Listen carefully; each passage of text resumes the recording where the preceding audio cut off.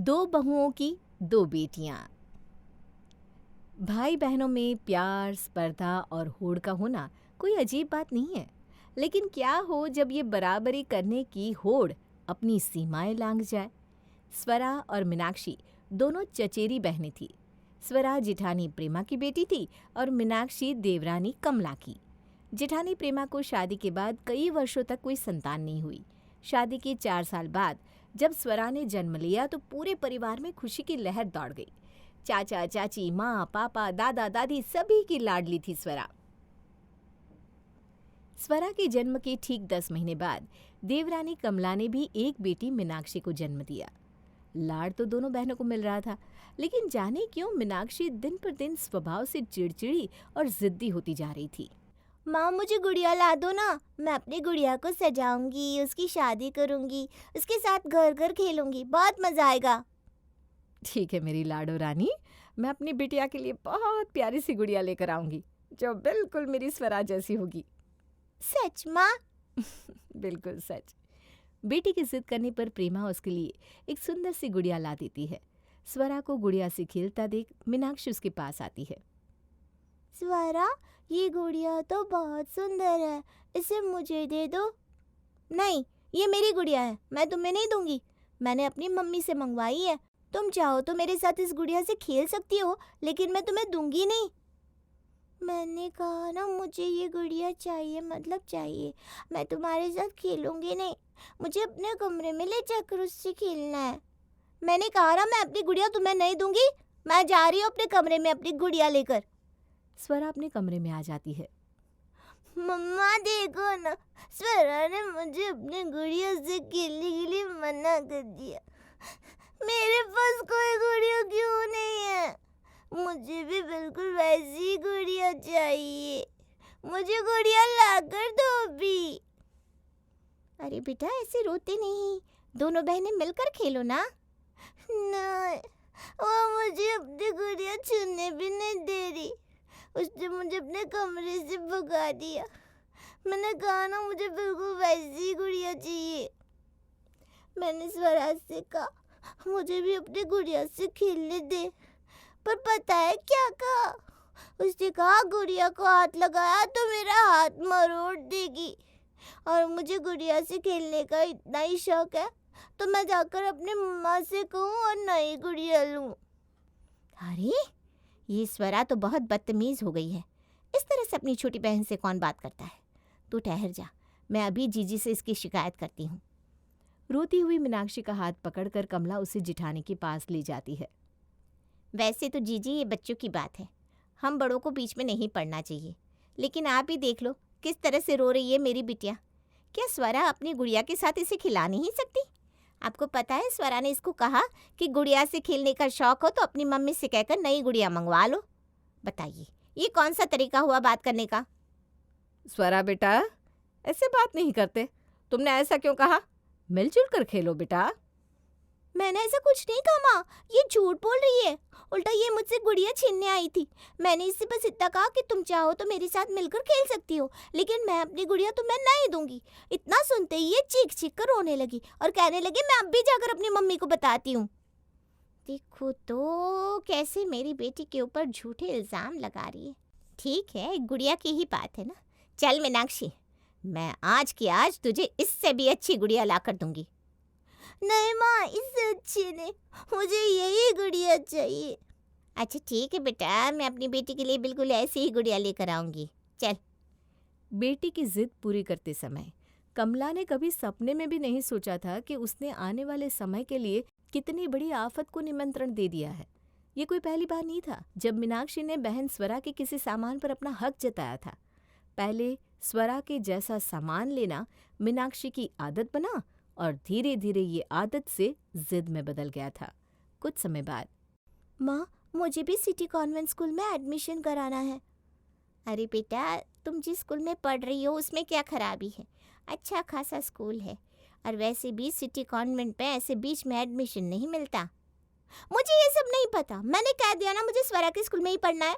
आप लोगों ने जानबूझकर मुझे घटिया से घटिया स्कूल में डाला, और स्वरा को देखो, उसका स्कूल कितना अच्छा है। अरे बेटा, ऐसा कुछ भी नहीं है। बल्कि हमने तुम्हें स्वरा से भी बड़े स्कूल में एडमिशन कराया हुआ है और तुम उल्टा मुझे ही दोष दे रही हो। अरे मुझे नहीं पढ़ना बड़े स्कूल में, आप मुझे बस स्वरा के स्कूल में एडमिशन करा दो। अच्छा ठीक है, मैं पता करती हूँ। अगर हो सकेगा तो तुम्हारा एडमिशन भी स्वरा के साथ करवा देंगे बस। बड़ी मुश्किलों से कितने पापड़ बेलने के बाद मीनाक्षी को भी स्वरा के ही स्कूल में उसी की क्लास में एडमिशन मिल जाता है। मीनाक्षी अब बहुत अच्छा महसूस कर रही थी। स्वरा की बराबरी करने के बाद उसे एक अलग ही खुशी मिलती थी। सिर्फ स्कूल बदलने से मीनाक्षी मन को तसल्ली नहीं मिली थी। स्वरा जैसा स्कूल बैग, स्वरा जैसा टिफिन, उसके जैसी बोतल, हर चीज़ की होड़ थी मीनाक्षी को। उसकी मांग पूरी न करने पर वो रो रो कर पूरा घर सर पर उठा लेती और कमला का जीना मुश्किल कर देती। मीनाक्षी के रोने धोने और शोर शराबे से बचने के लिए कमला भी उसकी सारी जिद पूरी करती जाती। ज्योति, ये देखो, मैं तुम्हारे लिए गिफ्ट लाई हूँ और ये फ्रेंडशिप बैंड भी। आज से तुम मेरी बेस्ट फ्रेंड हो। अरे लेकिन मेरी बेस्ट फ्रेंड तो स्वरा है। अच्छा ठीक है, आज से वो मेरी फ्रेंड और तुम बेस्ट फ्रेंड, ठीक है? डन। स्वरा के दोस्तों को भी गिफ्ट, उनकी पसंद की चीज़, फ्रेंडशिप बैंड और अपने क्लास नोट्स शेयर करके वो अपनी तरफ कर रही थी ताकि स्वरा के दोस्तों पर भी उसका अधिकार हो जाए। स्कूल, कॉलेज, दोस्त, हर चीज़ में बराबरी करते करते अब दोनों ही बच्चियां युवा हो गई थी। मैंने कहा था ना मुझे ये ड्रेस पसंद नहीं है। मुझे बिल्कुल वही ड्रेस चाहिए जो स्वरा के पास है। अरे थक गई मैं तुम्हारा ये स्वरा स्वरा सुनते।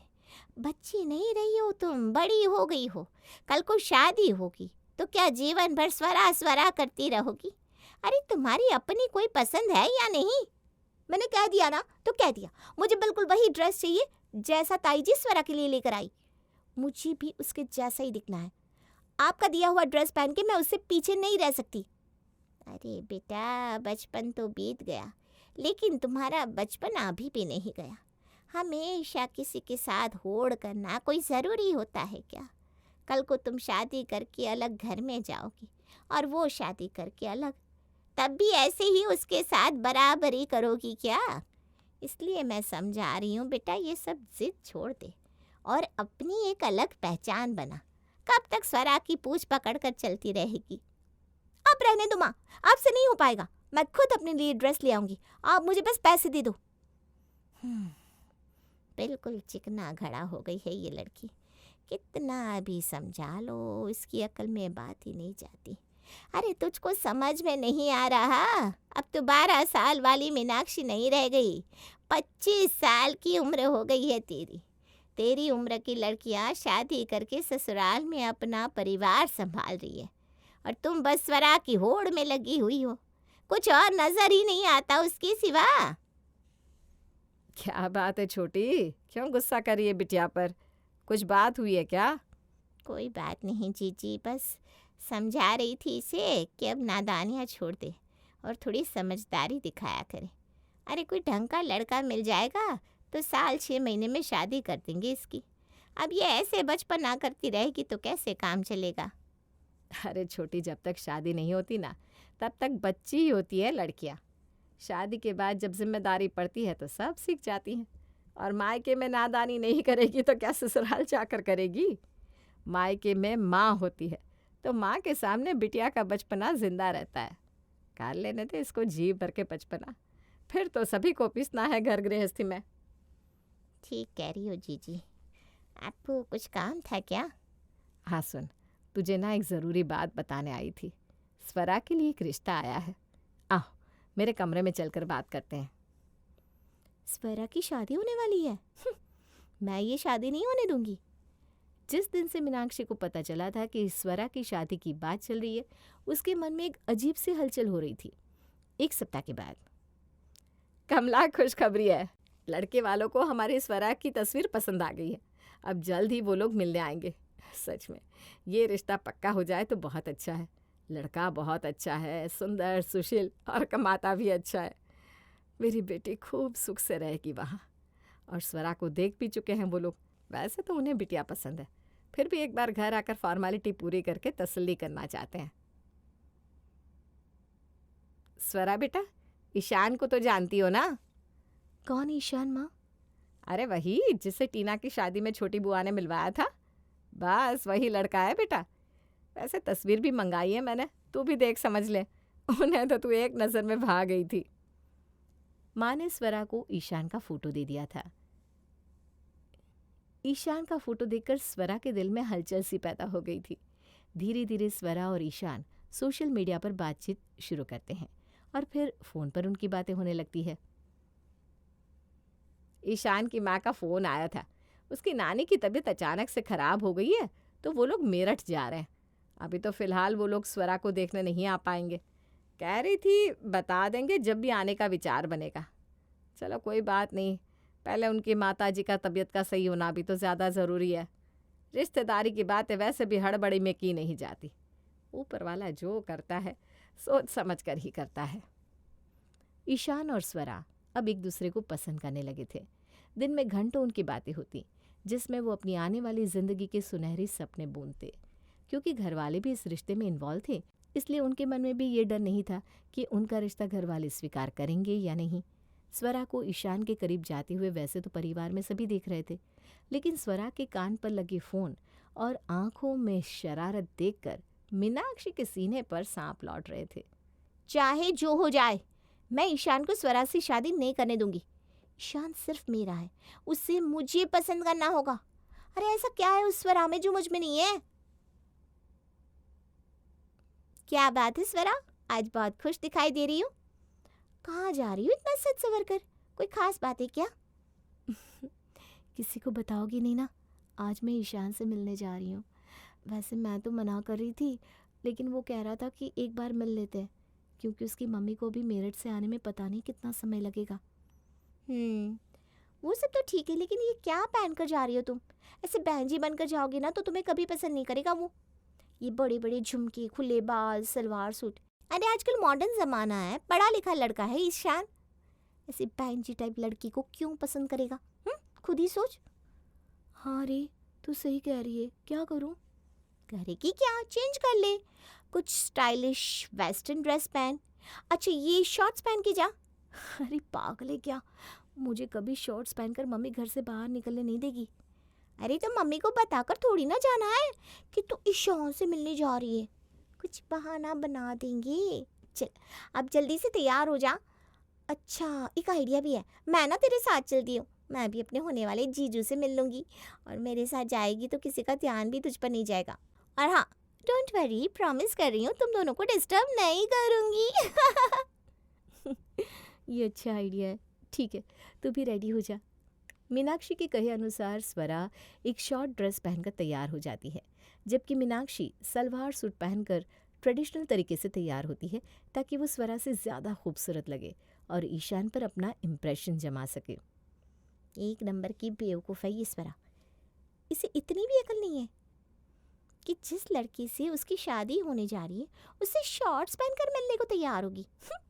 इसको समझ में नहीं आ रहा, शॉर्ट्स पहनने वाली लड़की को लड़के गर्लफ्रेंड बना सकते हैं, लेकिन जब बात घर के लिए बहू लाने की हो तो हर लड़का संस्कारी और घरेलू लड़की ही चाहता है। खैर, इसकी बेवकूफ़ी का ही तो फ़ायदा मुझे उठाना है और इसको हटाकर खुद को एक अच्छी बहू के रूप में पेश करना है। तभी तो ईशान इसे रिजेक्ट करके मुझसे शादी करेगा। ईशान से मिलने के लिए स्वरा और मीनाक्षी एक रेस्टोरेंट में पहुंच जाते हैं। स्वरा, मैं ये नहीं कहूँगा कि तुम खराब लग रही हो, अच्छी लग रही हो और वाकई बेहद खूबसूरत हो तुम, लेकिन मैंने तुम्हारी जैसी तस्वीर अपने मन में बनाई थी ना, तुम मुझसे काफ़ी अलग हो। वैसे तो आजकल मॉडर्न ज़माना है, किसी भी लड़की से ये उम्मीद करना कि वो ऊपर से नीचे तक ढकी रहे काफ़ी अजीब है, लेकिन मेरी फैमिली थोड़ी ट्रेडिशनल और पुराने विचारों को मानने वाली है और मैं भी उनसे अलग नहीं हूँ। मैं सारी बातें साफ कर देना चाहता हूँ। ईशान, एक्चुअली मैं भी पुराने रीति रिवाज को मानना गलत नहीं समझती। इवन मैं खुद ट्रेडिशनल ड्रेस पहनना पसंद करती हूँ। वो तो मीनाक्षी। अरे स्वरा छोड़ो ना ये बातें, कपड़ों के बारे में इतना कौन डिस्कस करता है। हाँ, शायद मीनाक्षी ठीक कह रही है। वैसे मीनाक्षी, तुम बहुत खूबसूरत लग रही हो। Thank you. अच्छा तुम दोनों एक दूसरे की पसंद नापसंद हॉबीज़ के बारे में भी बात करोगे या बस इंडियन ड्रेस वेस्टर्न ड्रेस ही डिस्कस करते रहोगे? अच्छा, लंच का टाइम हो रहा है, हम लोग चलते हैं, माँ इंतज़ार कर रही होगी। अरे अभी तो तुम आई हो, और तुम किसी अजनबी से मिलने थोड़ी ना आई हो। बता देना कि तुम मुझसे मिलने आई थी। अरे स्वरा, इतना क्यों घबराती हो? आराम से बैठो ना, मैं सब संभाल लूँगी। अब आई हो तो थोड़ी देर बातें करते हैं, थोड़ा सा घूमते हैं, अच्छा अच्छा खाना खाते हैं, उसके बाद घर चलेंगे। क्या बात है स्वरा, तुम्हारी बहन तो बहुत समझदार है। अरे इतने सालों से तुम इसके साथ हो, कुछ सीखा कि नहीं? अरे बाबा कुछ सीखो इससे। डोंट माइंड, लेकिन मीनाक्षी तुमसे ज़्यादा प्रेजेंटेबल और सुलझी हुई लड़की है। हर सिचुएशन को हैंडल करना आता है इसे। ईशान के मुंह से अपनी तारीफ सुनने के बाद मीनाक्षी के पांव ज़मीन पर नहीं पड़ रहे थे। उसकी साजिश सफल जो हो गई थी। उदास मन से स्वरा मीनाक्षी के साथ वापस घर लौटती है 2 दिन बाद। ईशान की माँ का फ़ोन आया है, कल वो लोग यहाँ आने वाले हैं। बहुत लंबा इंतज़ार कर दिया उन लोगों ने, लेकिन अब मैं बात करूँगी कि कल वो लोग रिश्ता पक्का करके ही जाए। 2 दिन बाद ईशान के घर वाले स्वरा के यहाँ पहुँच जाते हैं। मीनाक्षी की चेहरे की खुशी आज देखते ही बन रही थी। अरे बेटा, स्वरा को देखने आ रहे हैं, तू इतना सज सवर कर क्यों तैयार हुई है? अरे माँ, घर में मेहमान आ रहे हैं, थोड़े ठीक ठाक कपड़े तो मैं भी पहनूंगी ना। मीनाक्षी भाग भाग कर ईशान के घर वालों के लिए चाय नाश्ता लगवा रही थी और बार बार ईशान के आगे पीछे घूम रही थी। ईशान को देखकर खुशी से चमकता हुआ उसका चेहरा कमला की नज़रों से छिप नहीं पाता। मीनाक्षी बेटा, तुम मेहमानों के सामने मत जाना। स्वरा के रिश्ते वाले आए हैं, उसको सामने आने दो। और तुम्हें क्या ज़रूरत थी इतना हैवी मेकअप और ज्वेलरी पहनकर तैयार होने की? माँ, कोई ज़ोर ज़बरदस्ती है क्या कि ईशान स्वरा से ही शादी करे? ऐसा भी तो हो सकता है कि उसे स्वरा की जगह मैं पसंद आ जाऊं और मेरा रिश्ता ईशान के साथ हो जाए। आपको तो खुश होना चाहिए ना, इतना अच्छा रिश्ता आपके घर बैठे मिल रहा है। शर्म नहीं आती ऐसी बात करते हुए? मैंने कहा ना, तुम चुपचाप अपने कमरे में बैठो। मैं अब कोई छोटी बच्ची नहीं रही माँ, क्या आप मुझे डरा धमका कर कमरे में बंद कर देंगी? मुझे ईशान पसंद है और मैं उससे ही शादी करूंगी। अब उसके लिए चाहे मुझे अपनी बहन का घर ही क्यों ना तोड़ना पड़े, मुझे उससे कोई एतराज़ नहीं होगा। मीनाक्षी की बातें सुनने के बाद कमला के पैरों के नीचे से जैसे ज़मीन ही खिसक गई थी। वो उसका हाथ पकड़कर उसे उसके कमरे में ले जाती है और वहाँ ले जाकर एक ज़ोरदार तमाचा उसके मुंह पर मारती है। आज तक तेरी हर जिद और नादानी को मैं ये सोचकर बर्दाश्त करती रही कि इस घर की सुख शांति बनी रहे और तेरी हरकतें किसी की नज़र में ना आए, लेकिन अब पानी सर से ऊपर चला गया है। प्रेमा जीजी ने मुझे बहन से भी ज़्यादा प्यार दिया है। तुझे क्या लगता है कि उनकी बेटी के लिए आया हुआ रिश्ता मैं तुझे तोड़ने दूंगी? और वो भी किस लिए? सिर्फ तेरी बेहूदी जिद के लिए? दुनिया में क्या लड़कों का अकाल पड़ गया है कि तुझे सिर्फ ईशान से ही शादी करनी है? ईशान की शादी सिर्फ और सिर्फ स्वरा से होगी। एक बार को ईशान स्वरा से शादी के लिए मना भी करते, लेकिन तेरी शादी मैं उससे किसी कीमत पर नहीं होने दूंगी। होश में आ मीनाक्षी, वो कोई सामान नहीं है कि 4 दिन इस्तेमाल करने के बाद तू उसे उठाकर एक कोने में फेंक देगी। आज तुझे ईशान चाहिए, कल को स्वरा की शादी किसी और के साथ होगी तो तू ईशान को छोड़कर उसके पीछे पड़ जाएगी। इस जिद का कहीं अंत होने वाला है या नहीं? मैं पूछती हूँ, उस बच्ची ने तेरा बिगाड़ा क्या है जो तू बचपन से उसके पीछे हाथ धोकर पड़ी हुई है? अपने दिमाग के भीतर को सही कर ले, वरना भूल जाना कि तेरी कोई माँ भी थी। आज के बाद तेरी किसी भी जिद या पागलपन में मैं तेरा साथ नहीं देने वाली।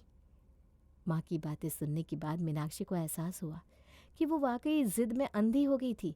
सचमुच शादी कोई खेल तो है नहीं कि 2 दिन बाद मन भर गया तो छोड़ दिया। मीनाक्षी कपड़े बदलती है और माँ से माफ़ी मांगने के बाद रसोई में जाकर उनकी मदद करने लगती है। उस दिन वो अपने आप से वादा करती है कि आज के बाद कभी भी स्वरा या किसी और की बराबरी करने की कोशिश वो नहीं करेगी।